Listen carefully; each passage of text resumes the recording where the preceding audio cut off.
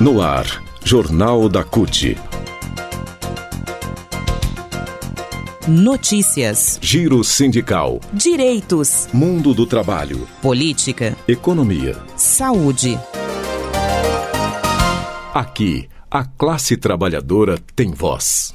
Olá Brasil, eu sou o André Acarini. O Jornal da CUT começa agora e hoje fala sobre os atos que foram realizados nesta terça-feira, dia 21 de março, em todo o Brasil contra os juros altos do Banco Central, também pela democratização do CARF e pela saída do presidente do Banco Central, Roberto Campos Neto.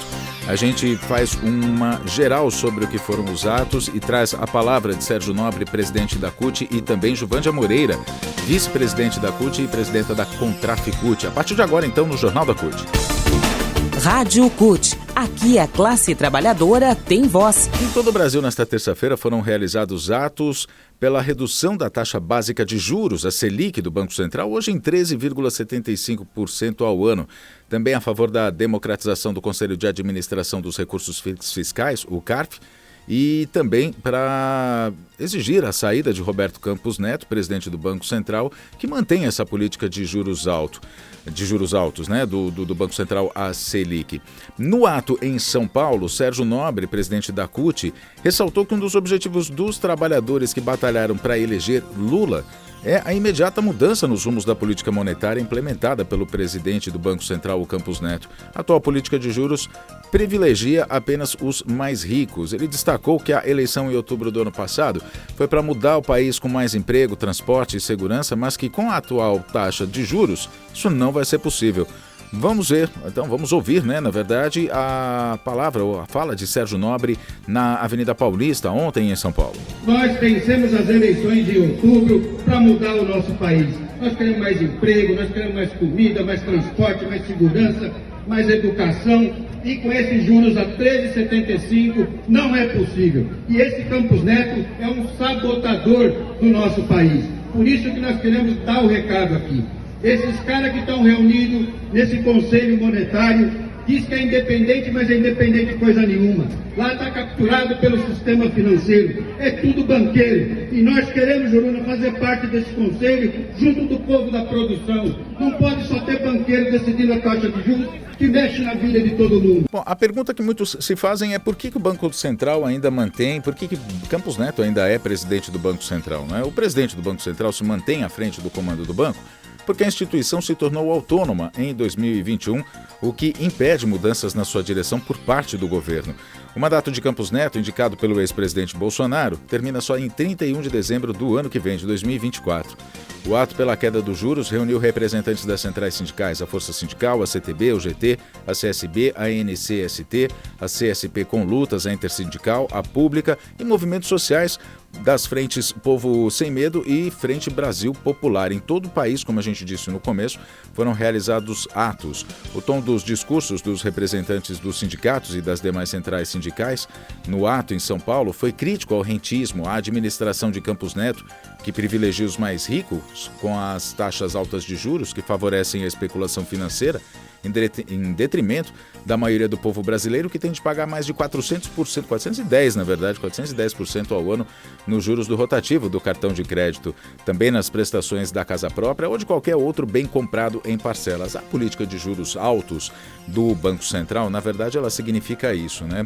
Com a premissa ou com o argumento de que é para conter a inflação, o Banco Central mantém a taxa alta de juros para diminuir o consumo, mas os especialistas, economistas, alertam que a inflação ela pode ser combatida de outras maneiras e que manter a taxa de juros em patamares altos só prejudica, só impacta na população mais pobre, mais carente, enfim, ou mesmo nas de mais baixos rendimentos, porque é justamente nisso que a gente acabou de falar. Juros altos, o mercado financeiro se rege ou segue como referência a taxa Selic, então qualquer empréstimo que se vá fazer, qualquer financiamento, investimentos inclusive, qualquer dinheiro que vai ser tomado em instituições financeiras, os juros a serem pagos serão mais altos por causa da Selic mais alta. Em São Paulo a gente teve também a presença da vice-presidenta da CUT, a Juvândia Moreira, que é presidenta da Confederação Nacional dos Trabalhadores no Ramo Financeiro, a Contraficute, a Juvândia Moreira também falou sobre a taxa de juros, sobre a necessidade de se combater essa política do Banco Central. Vamos ouvir. O Banco Central baixa a taxa de juros. Eles vão reunir e tem que baixar. Juros baixos já, fora Campos Neto. Vocês entrem nas redes sociais, compartilhem, comentem, fala com o seu deputado, com o seu senador, convoca o presidente do Banco Central lá no Senado, na Câmara dos Deputados. Tira esse cara daí, porque esse cara não representa a vontade do povo brasileiro. A vontade do povo brasileiro é um Brasil que cresce, que gera emprego e renda, que tenha juros baixos, que tenha crédito acessível, que o povo tenha emprego, que o povo possa viver bem. É fundamental para o Brasil, para que tenha emprego, para que tenha renda, para que tenha investimento em infraestrutura, para que se construa escola, creche, para que invista na saúde, para que contrate médicos, para que tenha remédio para todo mundo das farmácias populares. Fora Campos Neto, juros baixos já. Só reforçando então, a vice-presidenta da CUT e presidenta da Contraficute, Juvândia Moreira, reforçou que somente com a queda dos juros a economia do país vai voltar a crescer, beneficiando a maioria do povo brasileiro. Ela disse, essa luta é contra a alta do juro e é sua, é nossa, vai definir se a gente vai ter emprego amanhã ou não, se vai ter gente na rua com lugar ou não vai ter gente na rua sem lugar para morar, vai ter um país melhor, por isso é preciso que o Banco Central reduza a taxa de juros. É essencial para o povo para que a economia cresça. Os protestos desta terça-feira também tiveram como pauta a democratização do CARF, que é um órgão vinculado ao Ministério da Fazenda responsável por julgar processos administrativos referentes a impostos, a tributos, a contribuições. Então, toda vez que um contribuinte se sente lesado ou ele entra com algum recurso para contestar a cobrança de tributos, de impostos, quem avalia, quem analisa é o CARF. O CARF é composto por 180 conselheiros. Metade deles é de representantes dos contribuintes, que são as empresas e os trabalhadores, e os outros 90 de técnicos do Ministério da Fazenda indicados pelo governo. Só que a proporção ela acaba sendo desigual, porque dos 90 membros que representam os contribuintes, só 6 são conselheiros indicados pelas centrais sindicais. Todas as demais vagas, 84, são distribuídas aos diversos setores empresariais, como de energia, comércio, indústria, agricultura, transporte e, inclusive, o setor financeiro. Esses conselheiros, eles julgam os processos que os contribuintes se sentiram prejudicados